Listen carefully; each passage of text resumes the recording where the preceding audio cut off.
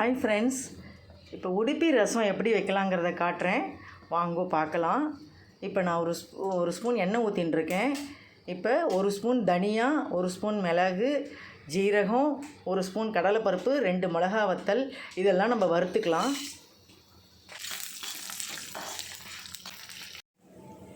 இப்போ நான் செவக்க வறுத்துட்டேன். அதோடு நம்ம ஒரு ஸ்பூன் தேங்காய் போட்டுக்கலாம். தேங்காவை கடைசியாக போட்டு வறுத்துக்கலாம். ரைஸ் புளி கரைச்சி வச்சுருக்கேன், அதை நம்ம இலுப்பச்சட்டியில் ஊற்றிக்கிறேன். ஒரு ஸ்பூன் சாம்பார் பொடி போட்டுக்கலாம். சரியா, அரைச்சி விடப்போகிறோம் இல்லையா, அதனால் ஒரு ஸ்பூன் சாம்பார் பொடி போகிறோம். சாம்பார் பொடி போட்டு உப்பு போட்டு பெருங்காயப்பொடி போட்டுக்கலாம். பெருங்காயம் போட்டுடலாம்.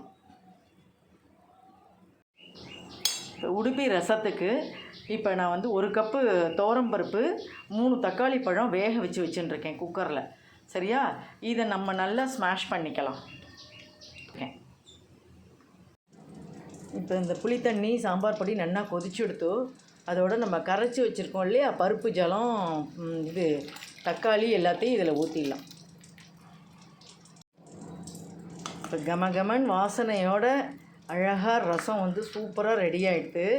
இப்போ நம்ம என்ன பண்ணணும், இங்கே நான் வறுத்து வச்சுருக்கேன் இல்லையா, வறுத்து வச்சதை பொடி பண்ணி வச்சுட்டுருக்கேன். இப்போ நீங்கள் இது எப்படியே இந்த பொடியை போட்டால் கட்டி தட்டியுமா ஆகிடும். அதனால் என்ன பண்ணணுன்னா கொஞ்சமாக தண்ணி ஊற்றுக்கணும்.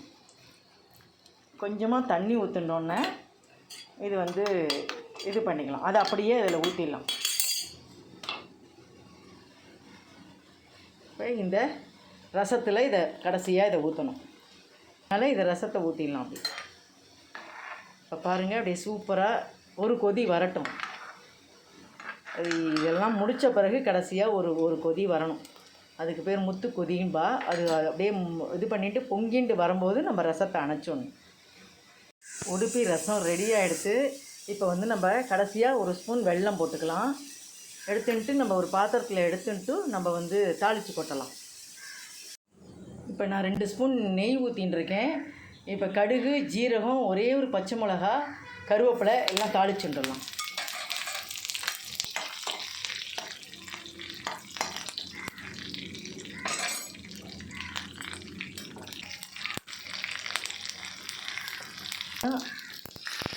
ரசம் ரெடி, உடுப்பி ரசம் ரெடி. மேலாக கொத்தமல்லியை தூவி இறக்கிடலாம்.